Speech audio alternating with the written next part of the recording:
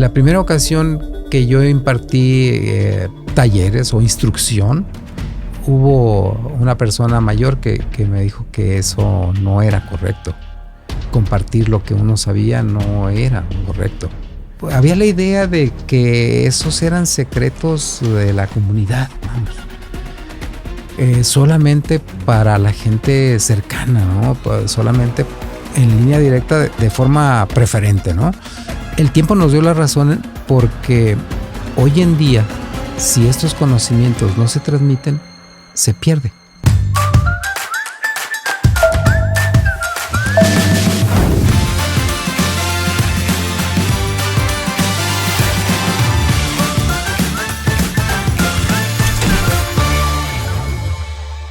Hola, bienvenidas, bienvenidos a este nuevo episodio de la segunda temporada del podcast de la Marca Lab.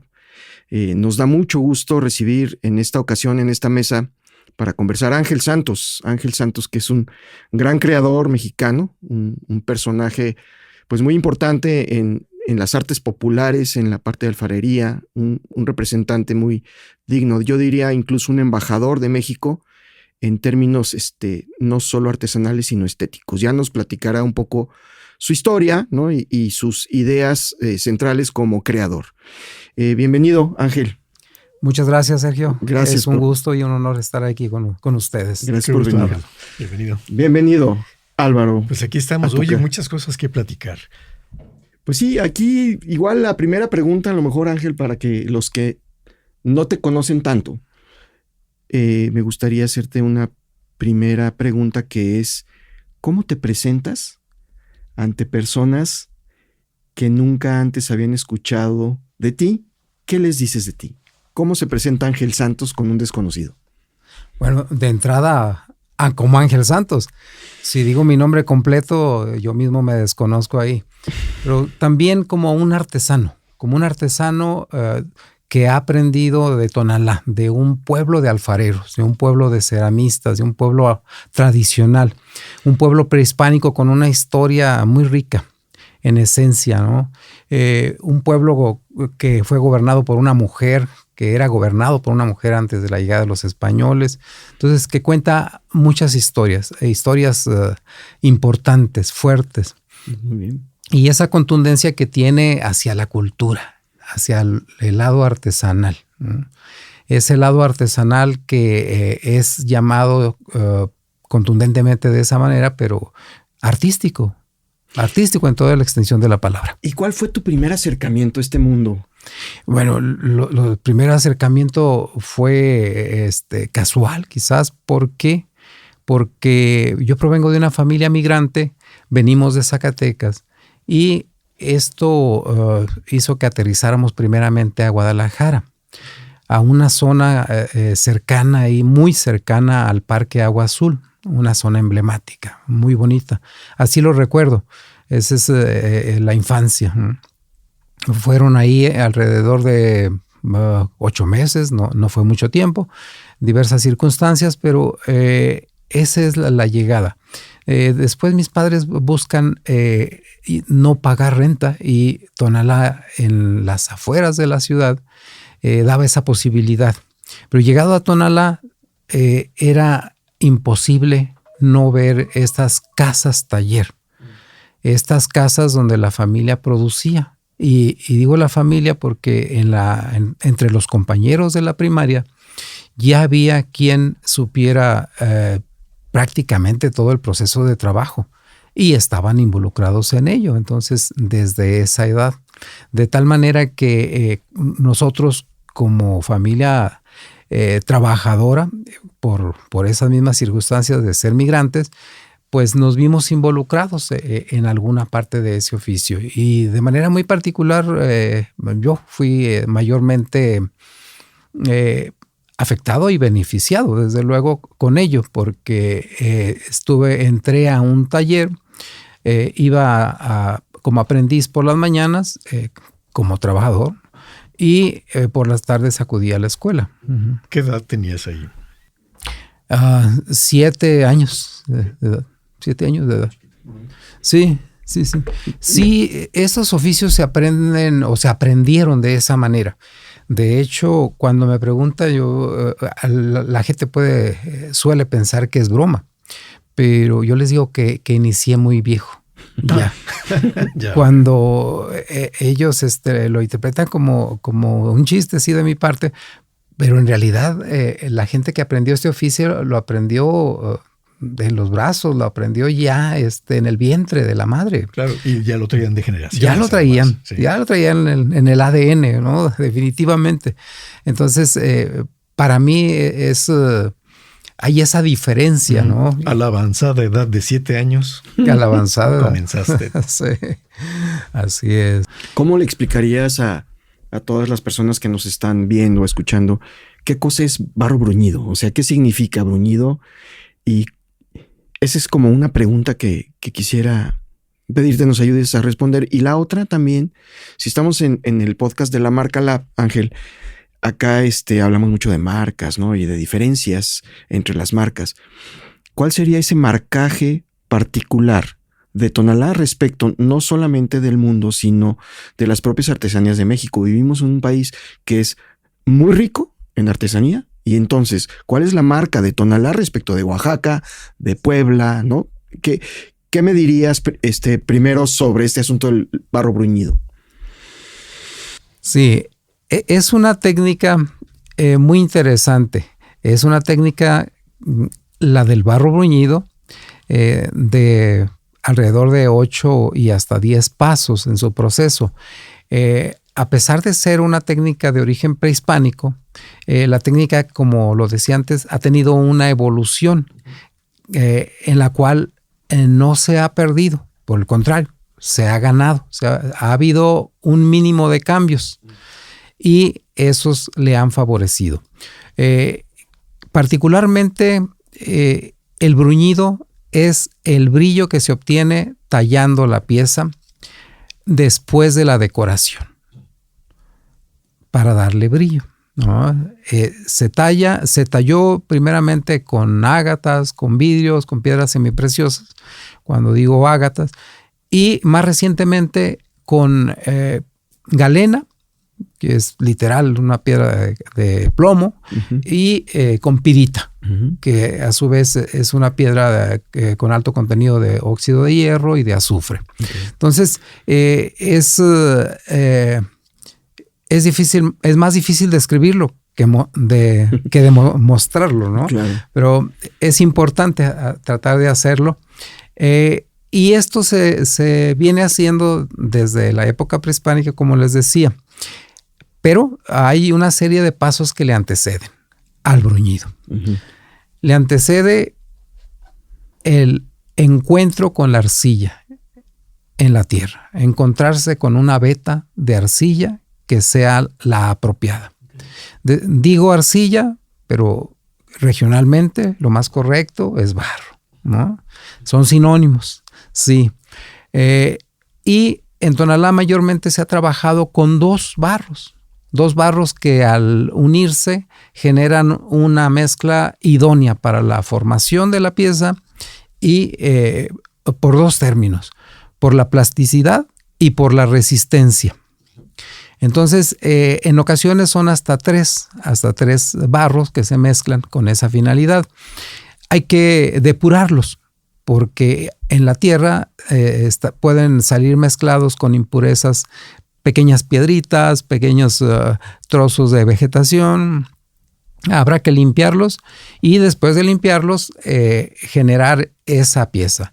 Se realiza la pieza de manera directa en moldes, que puede ser el molde de barro, que era lo tradicional, uh-huh. O el molde de yeso, que es ya también una influencia europea, ¿no? Okay. Pero que fue una influencia que llegó a Tonalá o que se utilizó en Tonalá por ahí hasta los años 60, 1960. O sea, es decir... Moderno. Sí, contemporáneo. Muy reciente, ¿no? Uh-huh. Muy reciente. De tal manera que... Y esa mezcla de arcillas que nos describes es como una parte de la marca de Tonalá, podríamos decirlo. Así es. En eso se diferencia, ¿sí? Así es. ¿Cuántos estilos, además del bruñido, existen en Tonalá? Tenemos más de 10 técnicas de acabado, uh-huh. En alfarería. Okay. Trataré de retomar en el tema anterior porque viene después de la hechura un alisado en fresco. Uh-huh. Y una vez que la pieza seca, viene un alisado en seco, que esto se hace con piedras de río, con materiales muy modestos, herramientas, también prácticamente naturales, ¿no? Después de esto, y creo que es una de las características principales, una de las marcas más importantes, es la decoración. Okay. La decoración que se realiza también con tierras o con óxidos que entonces se encontraban también en el área, mezcladas con barro líquido, que en términos técnicos es engobe. ¿Cómo se aplica esto? Desde la época prehispánica, con pinceles de pelo de perro o de gato y de gato. Uh-huh. Pinceles que elabora el mismo artesano. Uh-huh. ¿Qué va a pintar?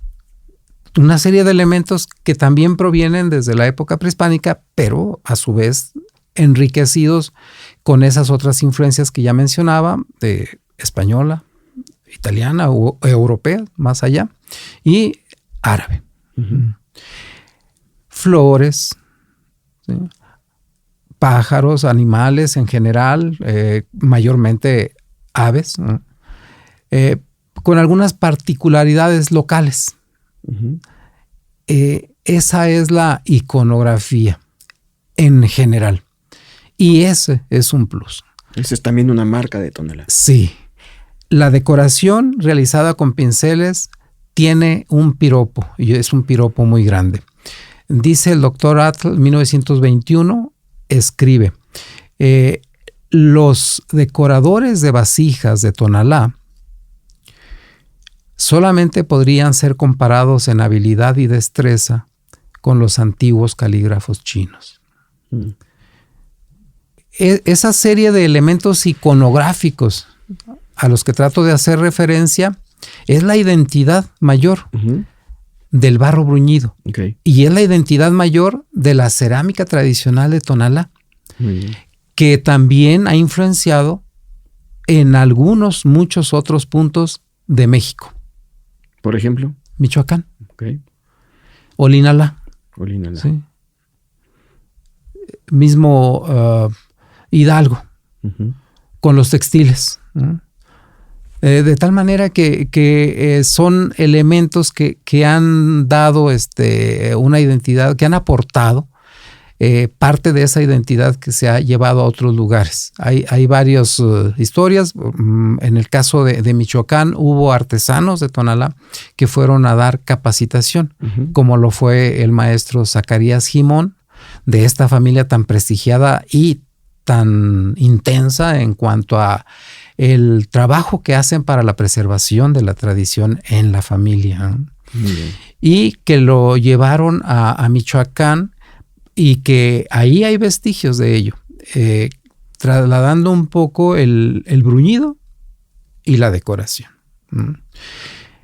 ¿Por qué no decimos barro decorado entonces? Sí, eso es lo que le aporta esa serie de elementos. Decimos barro bruñido porque hay una diferencia considerable con lo que se hace en otros lugares.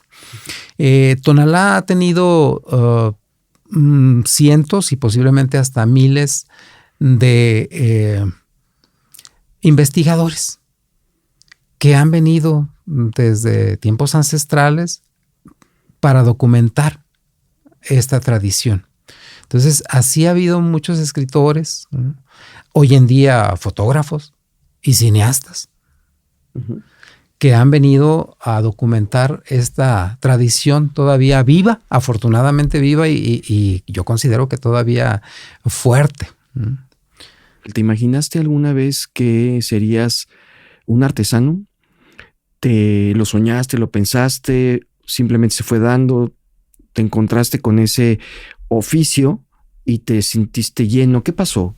¿Cómo es que es tu trayectoria? ¿O ni siquiera te lo pensaste y llegaste ahí? ¿Ya estabas? ¿Qué pasó? Algo me llevó ahí, la vida misma. Como miembro de una familia migrante, nosotros debíamos de trabajar. Y primeramente lo vi como eso. O sea, mi primer trabajo fue así, formarme en la fila de las tortillas y pedir propinas. Uh-huh. En la colonia, cuando vivíamos en la colonia Atlas. Otro de mis trabajos fue ayudar a la gente con lo que se pudiera, cargar la bolsa, apoyarles de alguna manera. Y después el trabajo que tuve fue ayudarle a mi padre. Él era albañil y el bote estaba pesado. Entonces yo le pedí a mi padre porque sabían que me gustaba dibujar, que me gustaba convivir con esos amigos que estaban en la primaria y que los veía yo hacer su trabajo como de una manera fácil. Y como un juego, me imagino. Como un juego, sí, de manera muy natural. Sí. Sí, de tal manera que esa fue mi petición con mi padre, de que le pidiera a su patrón, con quien trabajaba entonces, Mario Silva, que me permitiera aprender. Y pues el señor no se negó. Él hizo una frase así como muy fácil. Dijo, dale, que se vaya ahí con los chiquillos a ver qué aprende. y creo que aprendiste. Bueno, no termina uno de aprender, pero todavía ando en eso. Qué maravilla. ¿Qué pasa con la artesanía en el mundo? Es decir, se está resignificando, la gente le está buscando más que antes. Incluso, bueno, yo tengo el gusto de conocerte desde hace tiempo y me he dado cuenta o me he percatado de cosas que has hecho fuera de este país. Y dentro del país también, ¿no? Te ha tocado incluso decorar por ahí botellas de tequila de una forma como muy personal. Y entonces aquí la pregunta es si se ha resignificado y también si en algunos momentos la artesanía, lo hecho a mano, lo que se lleva tiempo, dedicación, puede convertirse en un lujo. ¿Qué opinas? Sí, puede convertirse en un lujo. Se ha convertido en un lujo. Y esto en ocasiones pareciera ser cíclico, pero ya se ha convertido en lujo. Okay. Ya se ha convertido en lujo en diversas ocasiones a lo largo de la historia. La cerámica de Tonalá fue llevada a España, a Europa, convertida en esos grandes tibores de alrededor de 1,60 m de altura. Y pues hay muestras afortunadas de este trabajo en el Museo de América en Madrid, por ejemplo. Okay. Pero hay otros lugares también. En Praga hay una colección de piezas que son también de alrededor del siglo XVII, XVIII, que fueron realizadas en Tonalá. Y eran suntuosas, eran de lujo. Uh-huh. Ya eran un lujo, no eran piezas convencionales, no eran piezas utilitarias, como en algunos lugares que solamente se utilizan para el uso local, ¿no? Ya sea de la cocina, decorativas o para, de manera religiosa, agradecer un favor. Ha ido más allá y sí puede. O sea, en nuestras sociedades actuales sucede. Un lujo en varios sentidos. Una, por la calidad de la obra, permite que pueda ir más allá, que pueda adquirir un valor mayor. Otra, porque a final de cuentas relata la historia de su propio tiempo y de su entorno, de tal manera que se convierte en un testigo de su tiempo, ¿no? De su época. Y como tal, pues también tiene esa valoración, ¿no? Uh-huh. Pero además, esas resignificaciones, como bien lo dices, pues las tiene no solamente en el mercado nacional, sino que las quizás en mayor medida en otros países.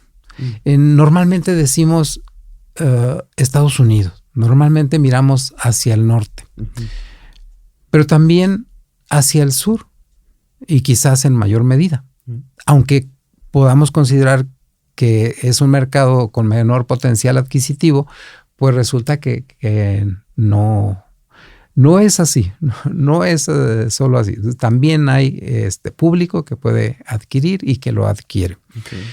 Y Europa y Oriente son un mercado también bastante importantes. No en una ocasión, no a través de una sola empresa, compañía o persona, sino a través de algunos de ellos, la obra de Tonalá ha ido a parar a Japón. Okay. Y esto tiene que ver con esa serie de elementos identitarios, ¿sí? Esos valores, ese trabajo que conjunta una serie de elementos para llevar a cabo una obra bella, que pues el trabajo del artista es eso, como que aportar belleza, aportar paz, aportar tranquilidad.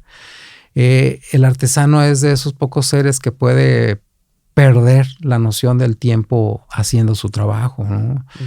Entonces son horas, días, meses en ocasiones en una sola pieza.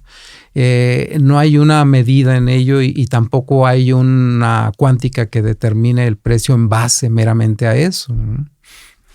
Es tan hecho a mano todo, es tan espontáneo, tan emocional, que hace poco, estando en tu taller, ¿no?, nos platicabas respecto a una experiencia que tuviste en una exposición en donde las palomitas de maíz fueron las que salvaron la logística de las piezas para que no se rompieran. ¿Nos podrías narrar brevemente de qué se trata? Me parece que es muy importante entender que la artesanía, las piezas que se hacen a mano, no solamente son bellas y transmiten mensajes de paz, sino que además rompen con el orden establecido para envase, empaque, embalaje, cuidados, ¿no? Entonces me gustaría que nos platicaras un poquito sobre eso para que las personas que nos escuchan, nos ven, como que tengan también esa noción de la importancia de cuidar una pieza en un viaje, ¿no? En esta ocasión fue una exposición en Estados Unidos, ¿cierto? Sí, así es. Bueno, primeramente, a partir de un ejemplo que yo había escuchado en Metepec, que consideramos que es la capital de los árboles de la vida, que es una pieza de alto grado de dificultad, desde la manufactura hasta, desde luego, el envío, ¿no? El traslado, que bueno, es lo que comentaré. Yo encontré un piloto aviador que mencionaba sus épocas de comerciante también, y llevaba esta obra a Europa, y mencionaba de las dificultades que había tenido para el traslado. Entonces decía que en alguna ocasión lo había resuelto envolviendo para proteger con palomitas de maíz infladas, ¿ya? Y que esto le había traído muy buenos resultados, porque el maíz lo llevaba a los animalitos para que se los comieran, entonces pues totalmente ecológico, ¿no? Y eso el público lo había visto bien, pero afortunadamente, todavía mejor, no se le había roto una sola pieza después de haber utilizado esto. Que había encontrado como muy casualmente, muy fortuitamente, la inspiración en la misma comunidad, ¿no? Sí. El embalaje orgánico. El embalaje orgánico. Sin sal. El material perfecto, ¿no? Entonces, en alguna ocasión yo recurrí a esos recuerdos, porque estábamos embalando el material, alrededor de 150 piezas de cerámica tradicional de Tonalá, de una incipiente asociación entre artesanos tradicionales y contemporáneos, con el nombre de Herencia Milenaria, y habíamos ganado un lugar en una exposición en la zona norte de Manhattan, en Nueva York. Y bueno, sí, obtuvimos un lugar 17 dentro de alrededor de 250 artesanos seleccionados de diferentes partes del mundo.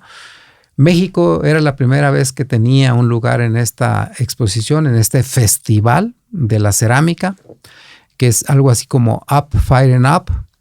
Ese es el título del festival, todavía se realiza. Y ¿cómo podríamos solventarlo con tan pocos recursos? Entonces, la idea fue hacerlo con aire, inflando bolsas de plástico y con un mínimo de periódico solventamos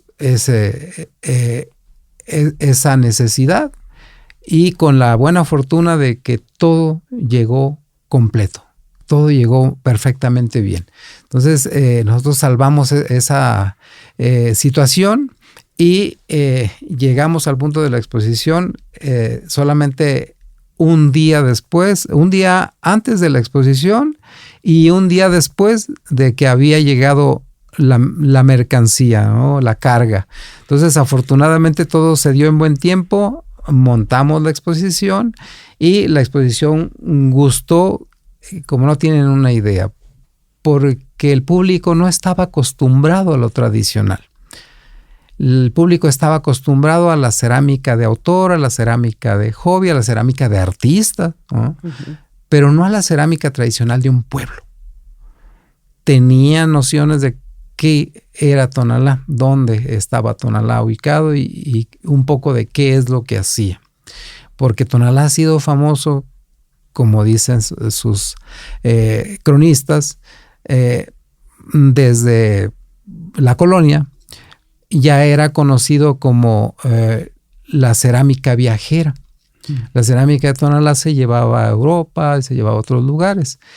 Y antes de eso, habían encontrado algunas imágenes, algunos ídolos en Centroamérica. Entonces, eso se comprobó que estas se habían sido hechas en Tonalá, ¿no? ¿Y qué pasa hoy en día? O sea, sí, sigue habiendo esa producción masiva, por ejemplo, de nacimientos, ¿no? Yeah. Entonces, la cerámica ha tenido esa característica de ser viajera desde hace ya muchos años. ¿Cómo sobrevivir en una época de producción masiva, tecnología? ¿Hacia dónde va? Nos sorprende a nosotros mismos esa capacidad de sobrevivencia. Sí, bueno, una en el caso particular del artesano, pero la artesanía misma, la obra misma, ¿no? El objeto, ¿no? Aún cuando se encuentre en desuso. Es decir, si era portavelas, aunque la vela pase de moda, la veladora, la luz pase de moda, aún así, o sea, transcurre su tiempo útil y tiene otro uso, un reuso, ¿no? Entonces, es interesante. Algunas culturas han encontrado que también la artesanía en general es una expresión de resistencia, ¿sí? Por ser un elemento identitario. O sea, el pueblo resiste y trata de conservar, de preservar todos esos como valores de identidad, ¿no? De cohesión social. Y se logra. O sea, hay prueba de ello en diversos países del mundo. Pero quienes han resistido, quienes hemos resistido más, desde luego es Latinoamérica. Y México es un gran ejemplo, definitivamente. O sea, encontramos que una serie de expresiones artesanales, artísticas, como los barros, las alfarerías vidriadas y también el hierro forjado, por ejemplo, pues en España terminó su ciclo, su etapa, dejó de producirse.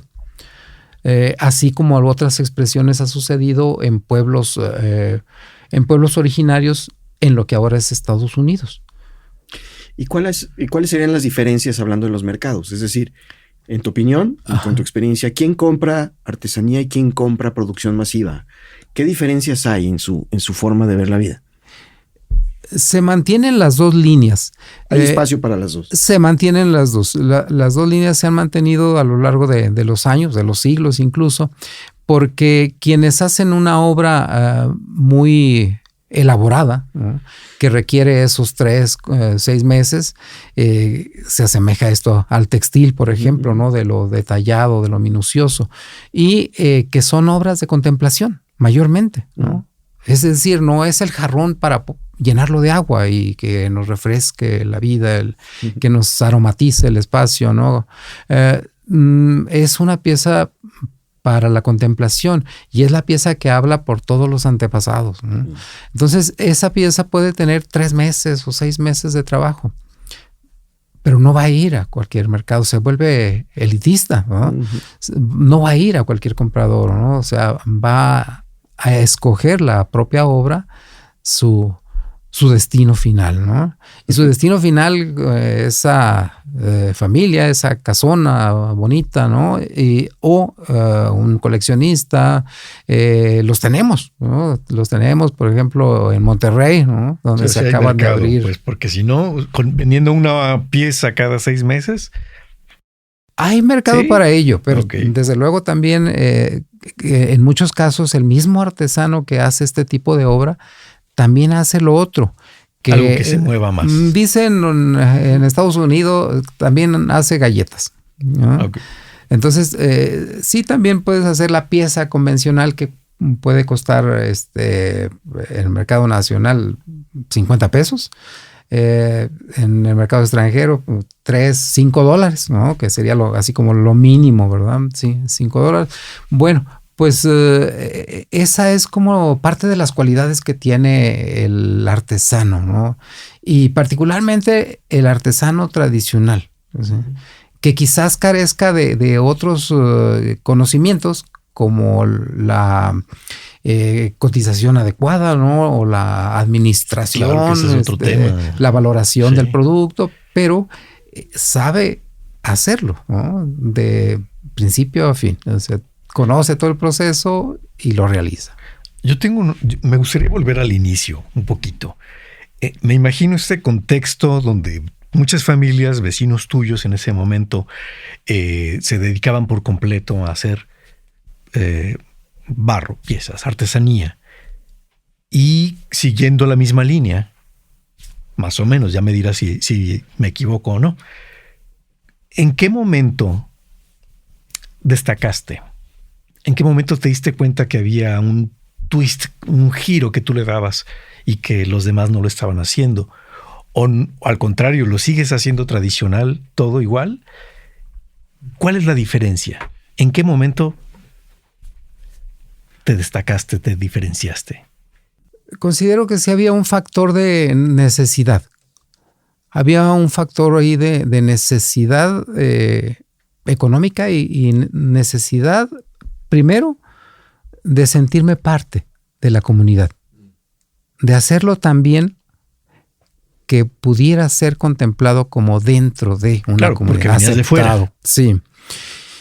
Y después de eso, para poder vender en los 5 pesos que los compañeros vendían la misma pieza, había que hacerla mejor, había que hacerla diferente, por lo menos.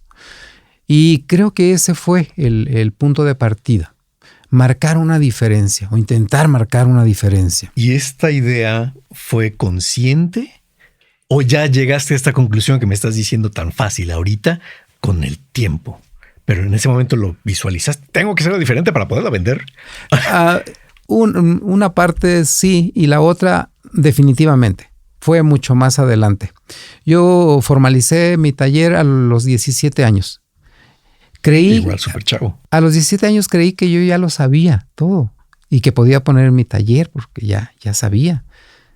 Y a los 3 días me di cuenta que no. Que no, claro que no. Pero me dio mucha vergüenza regresar al taller donde estaba y yo la verdad hubiera querido hacerlo así como que no, perdón. Pero ya no, había que seguir adelante. Entonces yo decidí seguir adelante con todas las carencias de las que me daba cuenta que tenía. Y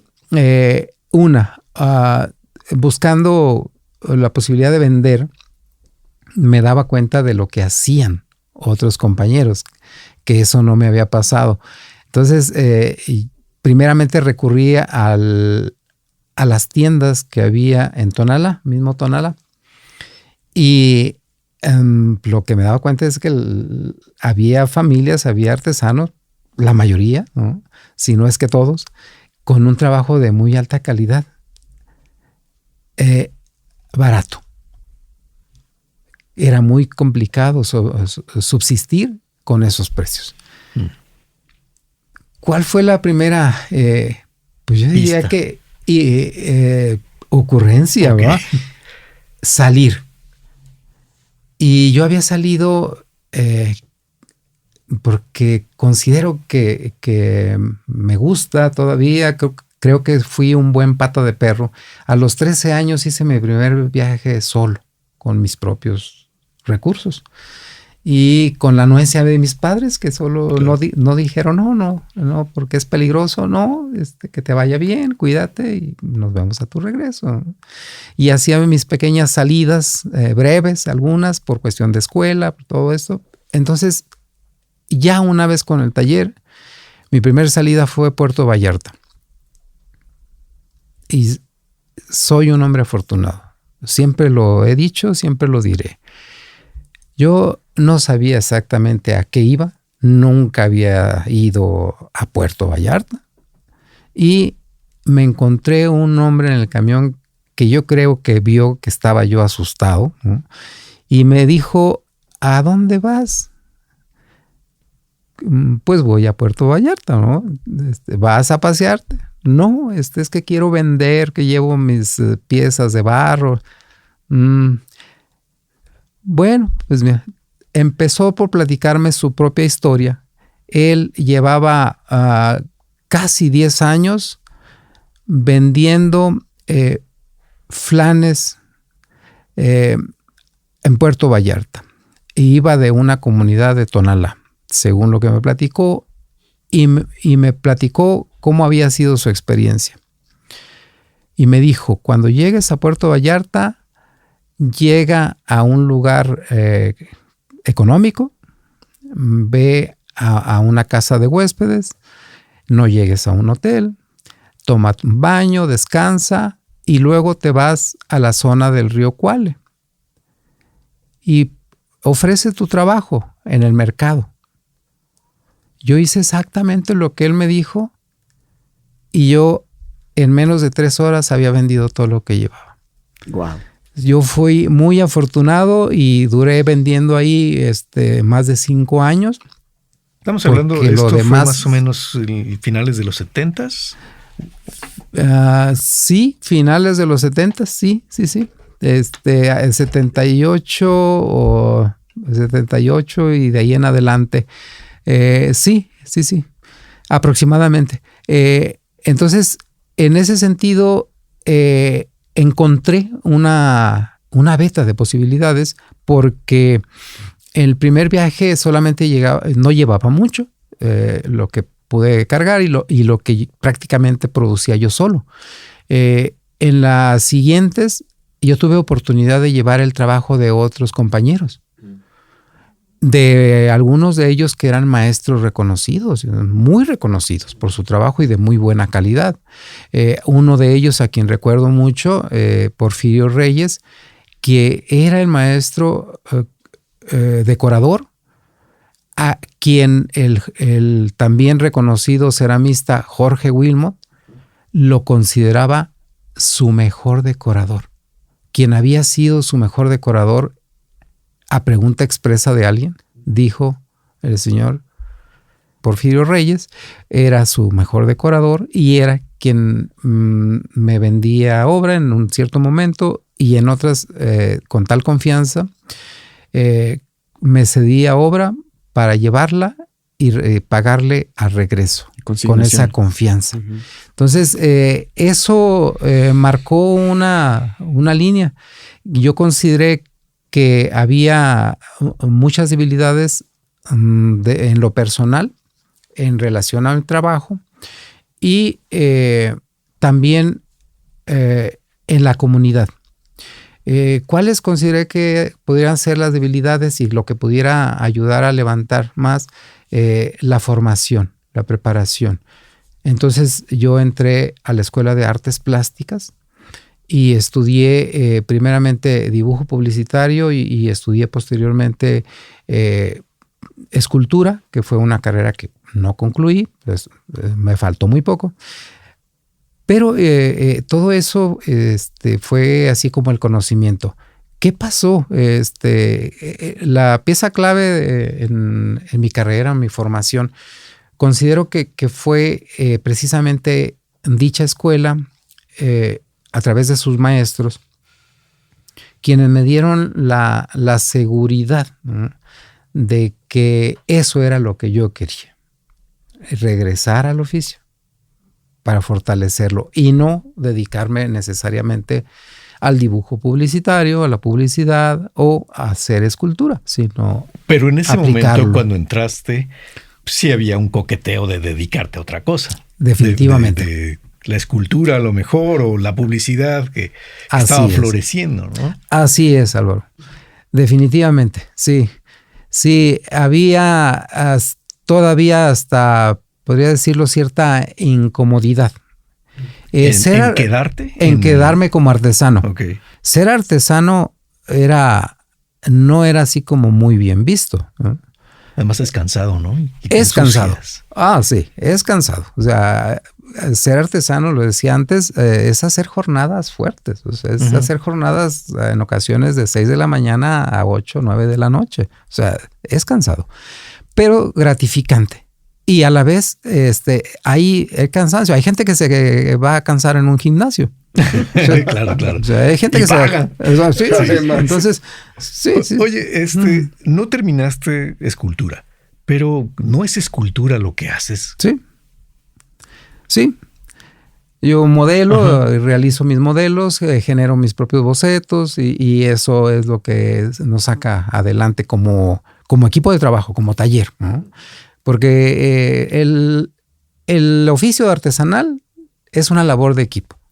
Es una labor colectiva. O sea, quien diga que lo hace solo, yo lo respetaré y lo admiro. Pero sabemos que miente. No, puede hacerlo. No necesariamente miente, ¿no? ¿Por qué? Porque hay también un término que dicen, yo soy artesano completo. Y sí lo creo. O sea, definitivamente los conozco, nos conocemos, somos capaces de realizar una obra solos, definitivamente. Eso está dentro del oficio, dentro de las capacidades que uno aprende a lo largo del tiempo, por necesidad, por gusto, todo. Pero el oficio necesariamente es colectivo. Nos debemos a una colectividad, nos debemos a una comunidad y de esa misma manera, si no pasáramos ese trámite, tampoco tendríamos la posibilidad de pasar a una siguiente generación nuestros conocimientos. Entonces, eso es lo que asegura así como la posibilidad de que subsistan este tipo de oficios, de conocimientos. Yo veo una cosa aquí, Sergio, también un tema de identidad que siento que está desde hace unos años, no es nuevo, cambiando, está evolucionando, se está perdiendo tal vez. Cuando hacemos un recorrido por Tonalá, vemos muchas piezas que ya no son las tradicionales. No sé si decir que son de China, que llegan, que no me sorprendería, pero se está perdiendo el oficio. ¿Y cómo podemos enfrentar, o sea, para mantener esa identidad, algo que has trabajado tú y muchos otros, en tener un estilo no solo por la tradición, sino personal incluso? Y ahora encontramos volumen, donde sí es un fin utilitario, pero ya no es lo mismo, ni la calidad, ¿no? Hay calidad. Okay. Hay mayores dificultades. Particularmente en los oficios de la alfarería. ¿Por qué? Por la materia prima. Se ha privilegiado la propiedad privada y hay necesidades que se priorizan. ¿Cuál? La vivienda. Entonces, literalmente estás diciendo, el pedazo de tierra que íbamos a escarbar ahorita ya lo hicieron casas. Así es. Aunque haya arcilla, buen barro ahí bajo tu casa, no vas a permitir que se extraiga. Entonces, no se reservó no se generaron reservas como hubiera sido el ideal, ¿verdad? Pero bueno, no estamos en un cuento de hadas. Estamos en una realidad que digamos que se ha superado a partir de varias iniciativas independientes, empresariales, ¿no? Que traen el material de otros lugares, también dentro de la misma zona de Occidente, ¿no? En las afueras de Tonalá, más digamos, más en colindancia, por ejemplo, con Zacatecas, con Michoacán o hacia el lado de los Altos. De tal manera que se ha venido generando una subsistencia.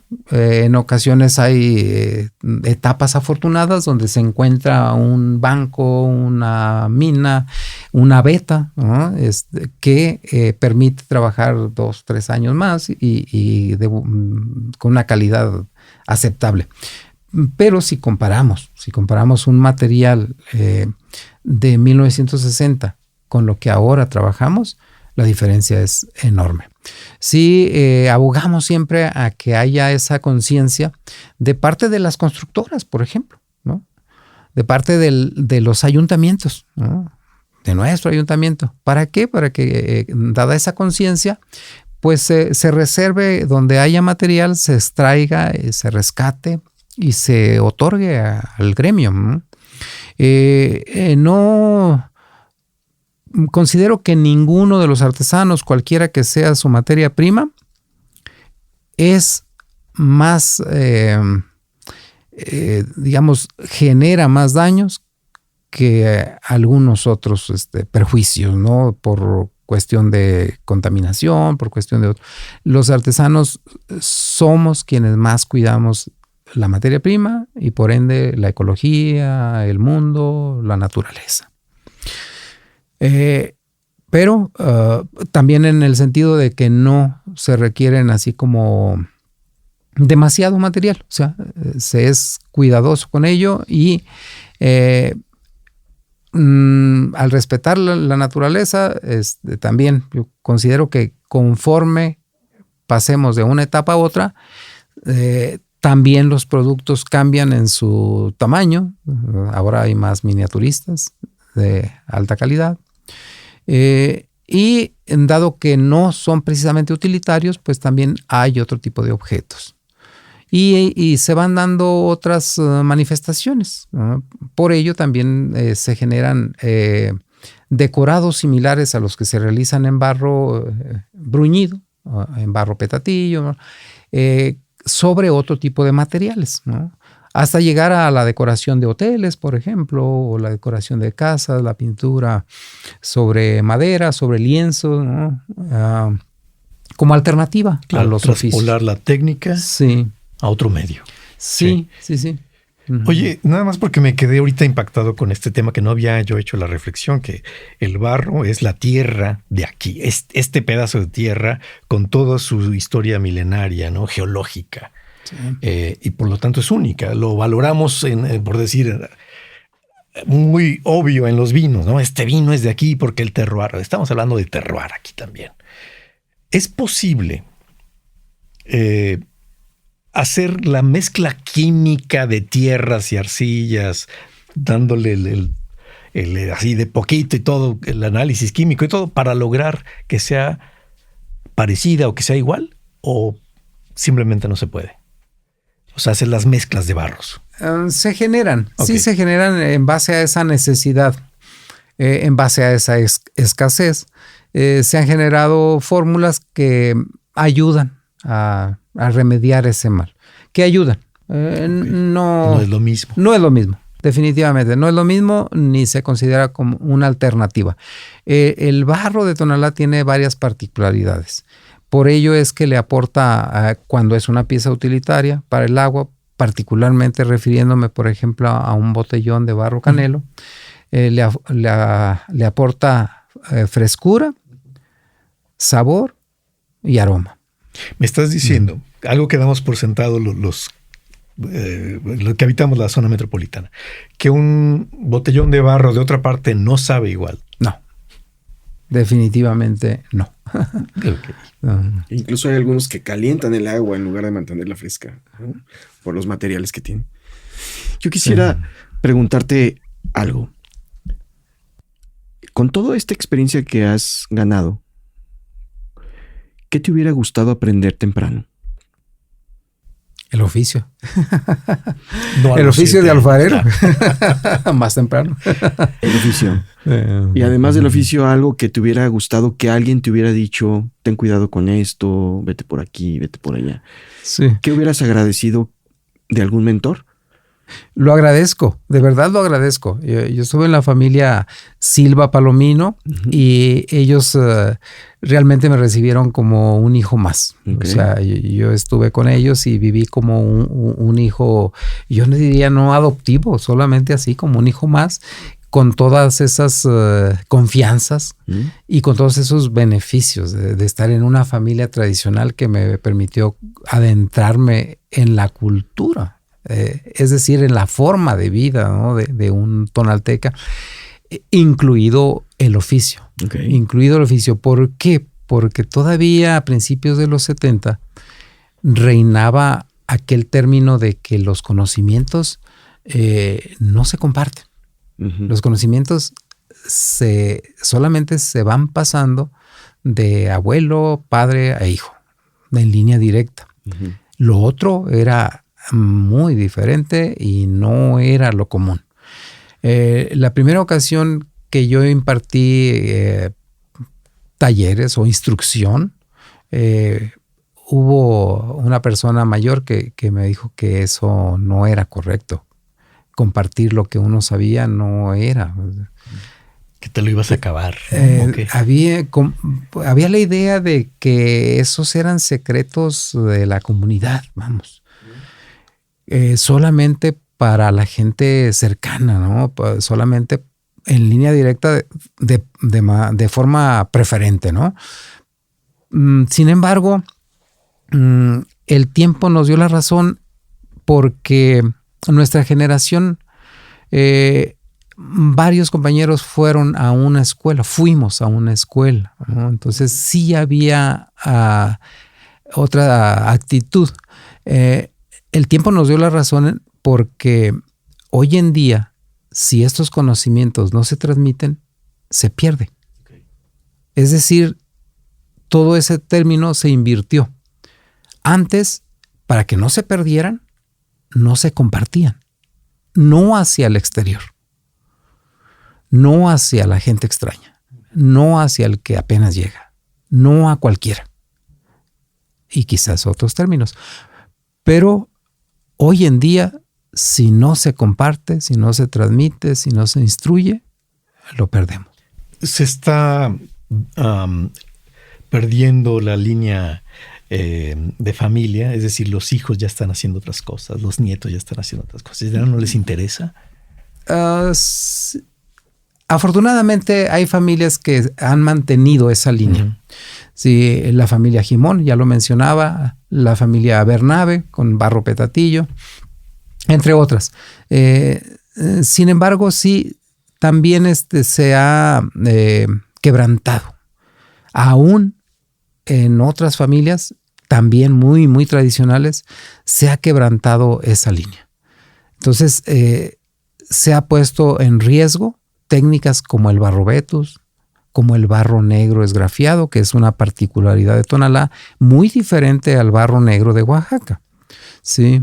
El barro vetus, considero, y es un atrevimiento de decirlo, que es muy probablemente el segundo en importancia después del barro bruñido, refiriéndome a las técnicas que mayor prestigio le han dado a Tonalá, con piezas que están en diversos museos, principalmente de Estados Unidos, colecciones particulares y públicas, incluso en Europa, y que han influenciado a cantidad de gentes, ¿no? Se dice que una de las personas que se pudo haber visto influenciada fue Leonora Carrington por el barro vetus de Tonalá, con gente como don Candelario Medrano, padre de Serapio, abuelo de Juan José Ramos, que afortunadamente la línea subsiste, pero que ha ido a menos. cuando casi en algún momento en los 80s casi todo el pueblo se dedicaba a este oficio. Hoy en día son 3 o 4 familias y de algunas de estas familias solamente es una persona.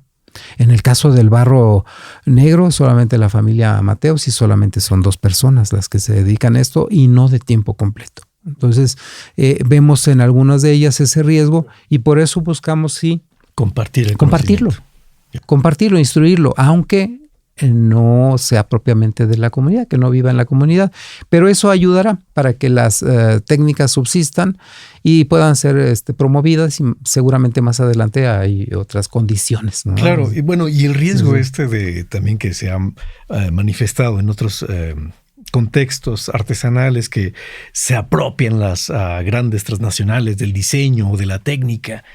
¿Qué tal con eso? Ese es todo un tema. En las familias como Jimón, por ejemplo, la familia Solís, que es otra de las eminentemente tonaltecas, ¿no? Se ha comentado de que ese riesgo no lo tenemos porque no es tan fácil. Entonces, yo estaría de acuerdo en determinado sentido. No es tan fácil. O sea, generar un producto como el barro bruñido no es nada fácil. Yo creo que cada una de las técnicas mencionadas o de las que existen como alfarería tradicional en Tonalá, no son fáciles. Entonces, han invadido ese mercado de Tonalá a través de sus tiendas, a través de determinados artículos, pero con otro tipo de objetos. No es lo mismo. No es lo mismo. Y considero que en un principio era un poco frustrante y era preocupante cuando veíamos un artículo de estos en la tienda. Un artículo que provenía de China o que podía provenir de Taiwán en algún momento, de mismo Corea incluso, de África, una serie de productos, mayormente en madera, y era preocupante. ¿Por qué? Porque tenían un precio muy bajo. Hoy en día lo que vemos, podemos competir. El precio no es bajo. Lo que ellos traen, lo que ellos tienen en este tipo de tiendas. Y otra, con la calidad podemos competir también perfectamente. Y quizás una más, y creo que la que nos ha hecho más fuertes, es que nuestro trabajo tiene identidad. Y tiene una identidad que salta a la vista. Y me parece que hay algún aspecto que yo vengo mencionando, trato de resaltarlo, porque hoy en día las tiendas están llenas de objetos de cerámica. ¿Y de gente comprando? Y quizás no, pero el por qué. Creo que esos productos son muy económicos y vienen de distintos lugares. Son procesados en un sistema de fábrica. Algunos tendrán un mínimo de defecto. Sin embargo, carecen de personalidad. Y ante ello me parece que el público de Guadalajara, y lo he visto en otras ciudades, no compra. El público prefiere comprar lo que está en su entorno, lo que se produce en su entorno. A mí me parece que esto es esperanzador, porque sí creo que hay una empatía. Creo que hay una empatía con el artesano. Y recientemente lo veíamos en previo a una exposición en Ciudad de México, con los compradores y con los estudiosos investigadores, como la maestra Marta Turok, como la exdirectora de Fomento Artesanal, la licenciada Cándida Fernández. Veíamos que el precio que ha alcanzado, por ejemplo, un huipil, el precio que ha alcanzado, por ejemplo, un rebozo, el precio que ha alcanzado, por ejemplo, una pieza de la familia Jimón, de la familia Solís, de la familia Bernabe, de Jerónimo Ramos, etcétera. O sea, precios que sí son redituables, que sí le permiten al maestro artesano continuar haciendo su oficio. Un rebozo que se puede vender en 50,000 pesos, o un huipil que se puede vender en 100, 120,000 pesos, que se están vendiendo, o sea que no fue casual. Así podríamos seguir mencionando precios aproximados quizás, pero que sí permiten generar un buen modo de vida. Y hay otros ejemplos a la par que nos han permitido ver esos casos de éxito. María y Jacobo Ángeles en Oaxaca, hoy en día con una X cantidad de galerías, restaurantes, imagen, identidad, dando trabajo a 50, 100 personas. O sea, hay casos de éxito. Compañeros que nos encontramos muchas veces en Estados Unidos vendiendo nuestro trabajo o tratando de vender nuestro trabajo en una exposición pequeña, hasta el gran festival en Santa Fe o la gran exposición en Nueva York, alguna oportunidad de salir juntos a otro país o dentro de mismo México. Hay oportunidades. Me parece que este es un buen momento para el arte tradicional. Oye, y aunque por todo esto que me dices entiendo que estás en ese camino, ya hay muchos lazos a nivel mundial incluso, ¿no? O principalmente tal vez. Uh-huh. Pero sigue costando trabajar identidad, ofrecer identidad. Sigue costando, sigue costando. Yo diría, espero haberlo entendido bien, Álvaro, porque yo diría que sigue valiendo. Es decir, sigue siendo un valor importante. Pero un esfuerzo extra también. No, quizás en ese sentido no. ¿Por qué? Porque creo que hay una serie de elementos que los consideramos identitarios y que considero también que nosotros como artesanos, como artistas, ya los tenemos. Es decir, ya los tenemos en nuestro proceso de trabajo, ya los podemos transmitir con determinada facilidad. Sí, o sea, no en el sentido de ningunear el trabajo, no, sino que ya hay como una experiencia que ha sostenido toda esa serie de elementos identitarios y un proceso técnico que permite generar ese producto. Que van de la mano. Un producto que lo contenga. ¿No? Un producto que contenga esa calidad desde la pieza más sencilla hasta esa pieza fastuosa de la que hablábamos, ¿no? Una pieza que te lleva 6 meses hacerla para participar en un concurso, llevarla a una exposición o venderla porque ya hubo quien te dijera quiero una pieza con tal características y no hay un límite tan cerrado en relación al precio que tenga que pagar por la obra. ¿Eh? Entonces, sí me parece que es factible. Sí. Aquí hay 2 ideas, ¿no? Una idea muy de marketing contemporáneo es que el precio de venta cada vez menos tiene que ver con el costo. Tiene que ver más con el valor percibido. Lo que percibe la gente de una artesanía es lo que de alguna forma configura en su imaginario su pago económico para poderlo adquirir, ¿no? Y hace unos minutos decías algo que me parece que es muy interesante, que tengan los productos personalidad, dijiste. Ajá, define personalidad. Me gustaría entender esa visión para poderla relacionar con el tema del valor percibido. ¿Qué es personalidad en un producto artesanal? ¿De qué está compuesto? ¿No? Sí. Desde la materia prima, ¿sí? Esa cercanía humana de quien lo hace, ese valor artesanal, ¿sí? Ya no hay una preocupación de la perfección técnica. Uh-huh. O sea, hay público que dentro de esa personalidad puede ver y desea ver incluso imperfecciones. La marca, la huella digital, ¿no? Las imperfecciones son sexys ahora. Exactamente. Esa imperfección que también toca el término de perfección a la vez. Y que la hace única. Y que la hace única. Y es lo que es por eso. Sí. O sea, en esa asociación, ¿no? Por eso hablaba yo de empatía, ¿no? En esa asociación de que yo puedo hacer esta obra cual si fuera para mí, ¿no?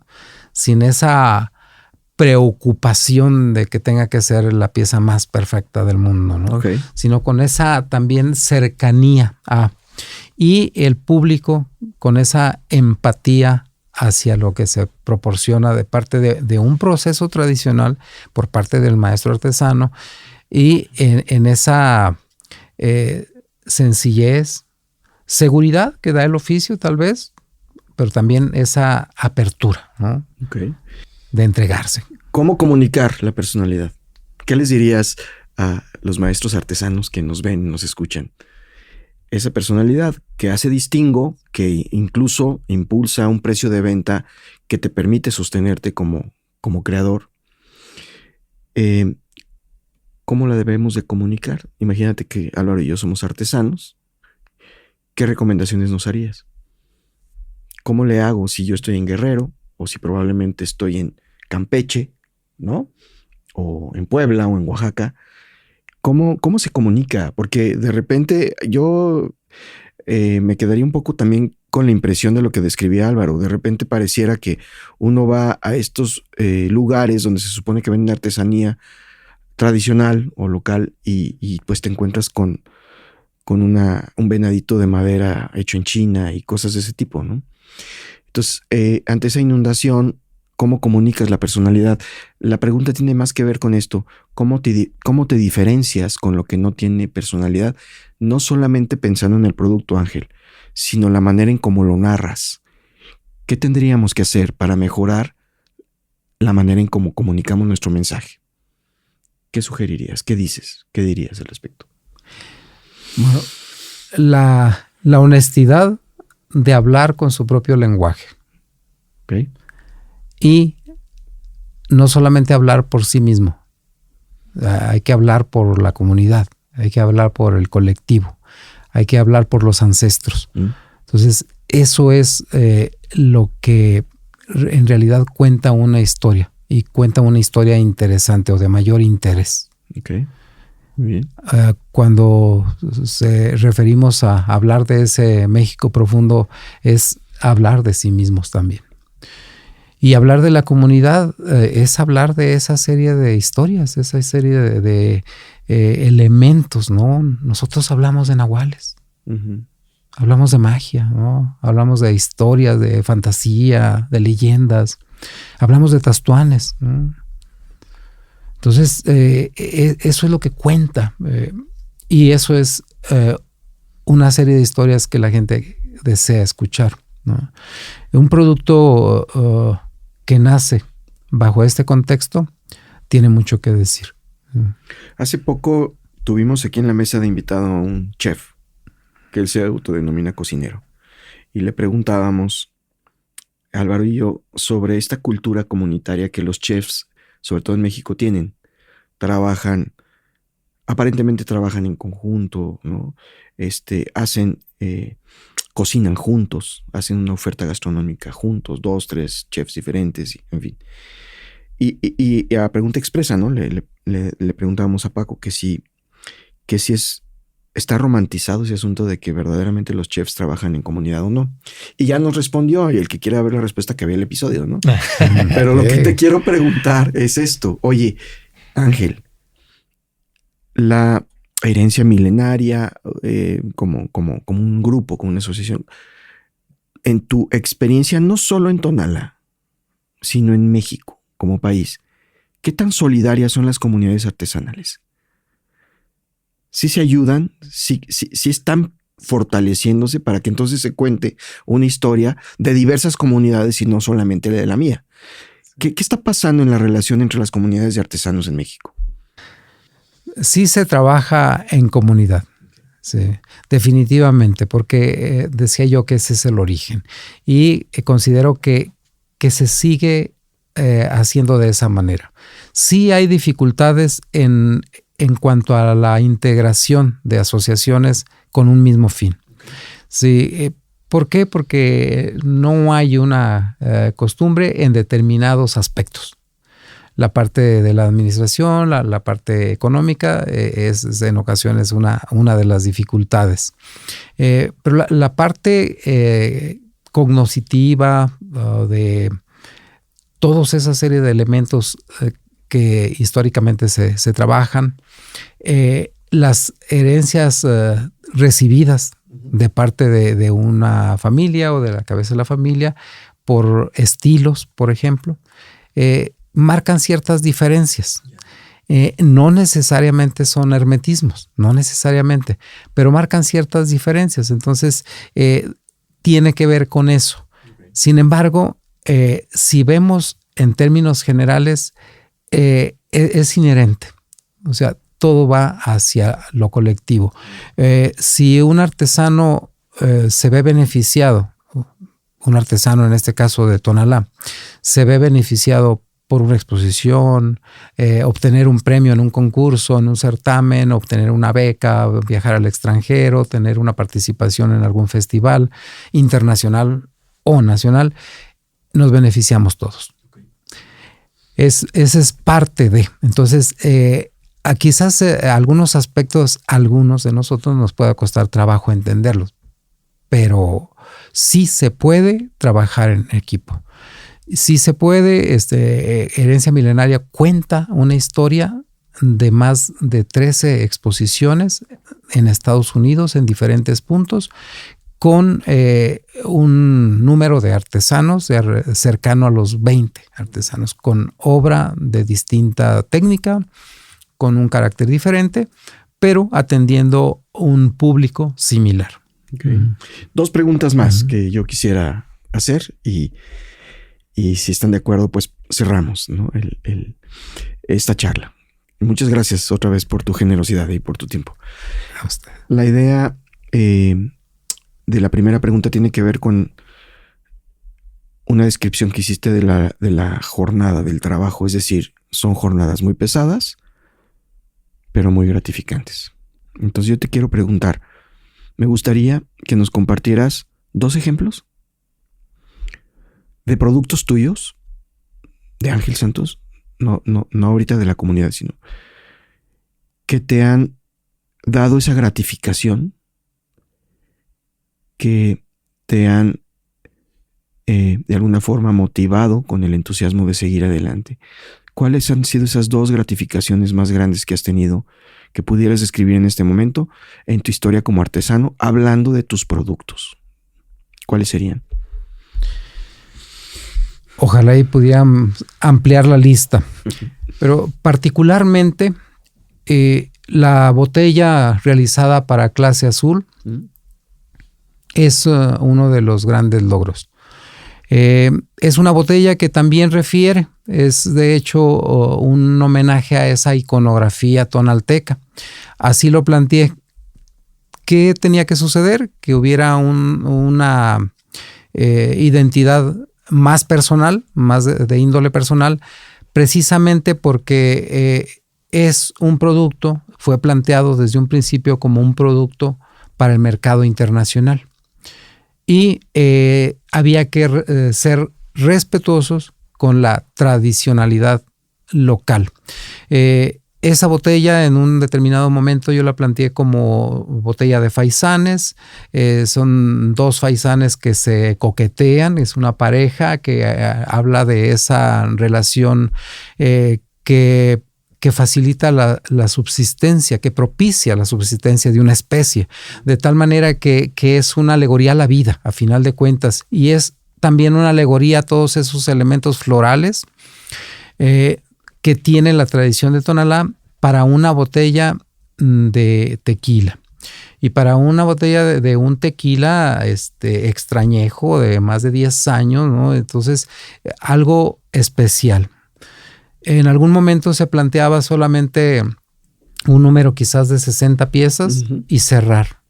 No se pensaba en un principio de una serie determinada, ¿no?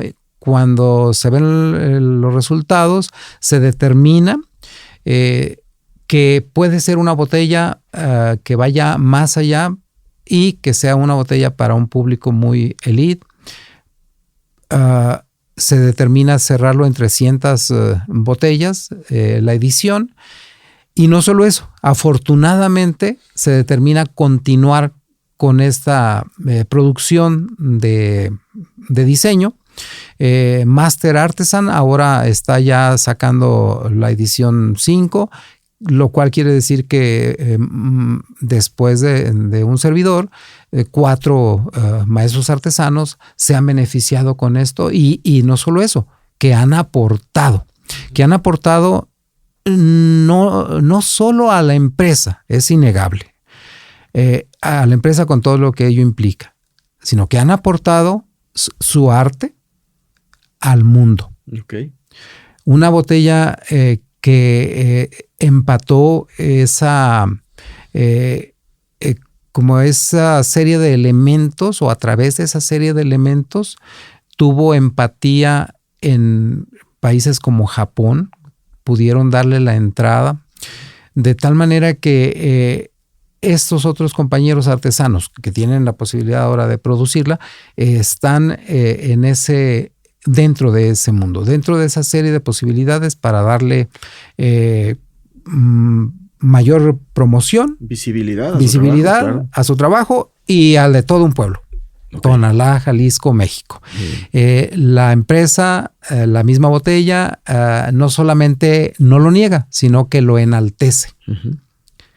Entonces, a mí me parece que es un gran acierto de parte de Arturo, propietario de la marca, de generar estas posibilidades.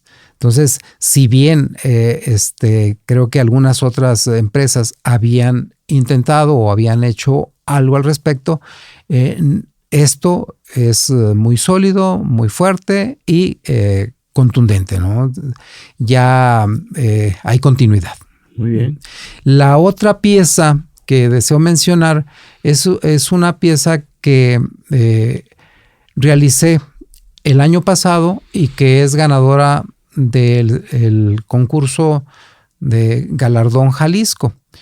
Galardón Jalisco es la convocatoria más importante que tiene el gobierno del estado para la artesanía del estado. Y esta pieza yo la hice basado en la vaquita marina, una especie en riesgos de extinción, con amenazas, y era un llamado de atención también al respecto. Entonces, una pieza que mide poco más de 1 metro, con una serie de dificultades por la materia prima que tenemos ahora, porque cada vez es un reto mayor arriesgar, otorgar o brindar a través del trabajo 6 meses de tiempo. Es toda una odisea, de tal manera que tuve la fortuna de que la pieza haya salido bien, se diera bien y obtuviera este reconocimiento. A mí me parece que es parte de lo afortunado que tiene el oficio, ¿verdad? Y que pues se da. Entonces, esa pieza es otra. Me parece que sí hay muchas otras que son como emblemáticas en la carrera, porque no deseaba quedarme haciendo algo que tuviera éxito. Y eso es una contradicción hacia un empresariado. Uh-huh. Sin embargo, si algo distingue el taller es que ha trabajado por la experimentación, por la búsqueda, y todavía nos atrevemos a hacerlo. Uh-huh. Muy bien. Yo tengo una duda, esto ya es de metiche. ¿Te ves más años trabajando tú con tus manitas o dirigiendo? A ver, hazle, mézclale, ponle. Sí, tengo un proyecto de producción Y tenemos un taller que es, yo considero que es sui generis. Trabaja en varias vertientes. Entonces, estamos trabajando fuerte, tenemos trabajo. Somos pocas personas en el taller, apenas somos 5 personas. Y tenemos una línea de trabajo que es personal, que es un tanto caprichosa. Y tenemos otra línea que es de producción, que es una eso determina cierto tipo de piezas con ciertos destinatarios muy particulares. Uno de ellos es filamento, otro de ellos es tributo, y hemos trabajado alrededor de 11 años ya prácticamente con cada una de estas empresas. Iniciamos juntos. Nosotros vimos nacer estas empresas y deseamos continuar con ellos. O sea, tampoco se ha quebrantado en ningún momento esa confianza. Por el contrario, ellos saben que yo realizo obra más personal, de índole más personal, y ellos han tenido esa complicidad, esa más allá de la aprobación. De tal manera que esa es otra de las vertientes que tiene el trabajo. Yo diría mi trabajo y mi tiempo, pero está, digamos, está compartido con varios frentes y es compatible. Yo lo veo así, es compatible, lo disfruto y quiero verme por muchos años más produciendo. A la vez que estamos trabajando en otros proyectos, igual con algunas otras gentes, también con algunos artistas plásticos. En este momento estamos pasando por muy buen momento, estamos colaborando de manera directa con Víctor Hugo Pérez, con Ana Luisa Révora, con Alberto Peredo, con la maestra Arelia, y también con Ana Guzmán, que es, digamos, una escultora nata, y que está haciendo un muy buen trabajo. Entonces, a mí me parece que hay la posibilidad de generar esas diversas líneas, siempre y cuando exista esa disciplina y esa labor de equipo. Y ese gusto por trabajarlo. Ese gusto por hacerlo, sí, definitivamente. Padrísimo. Pues muchas gracias, Ángel. La verdad es que ha sido un placer escucharte. Siempre lo he dicho, ¿no? Ángel es un gran storyteller. Siempre he tenido la suerte de estar contigo en el taller varias veces y siempre tus pláticas son muy, no solamente, digamos, didácticas donde uno aprende, sino que nos provocan imaginarnos cosas, ¿no? Y creo que esa parte provocadora es propia del creador artesano. Muchas gracias, Ángel. Gracias a todas y a todos los que nos han seguido, escuchado hasta el día de hoy. Yo nada más quisiera pedirte, Ángel, ¿en dónde te pueden encontrar todas las personas que nos escuchan y nos ven? ¿Tus redes sociales? ¿Tienes algún lugar en donde te puedan ubicar? Así de fácil. Ángel Santos Tonalá es un medio para encontrarme. Y en la página angelsantos.com.mx. Muy bien. Igual. Pues muchísimas gracias, Ángel. Gracias por un gusto. Muchas gracias, Álvaro. Gracias, Álvaro. Y pues no se pierdan la siguiente, a ver qué sorpresa tenemos. Muchísimas gracias. Hasta pronto.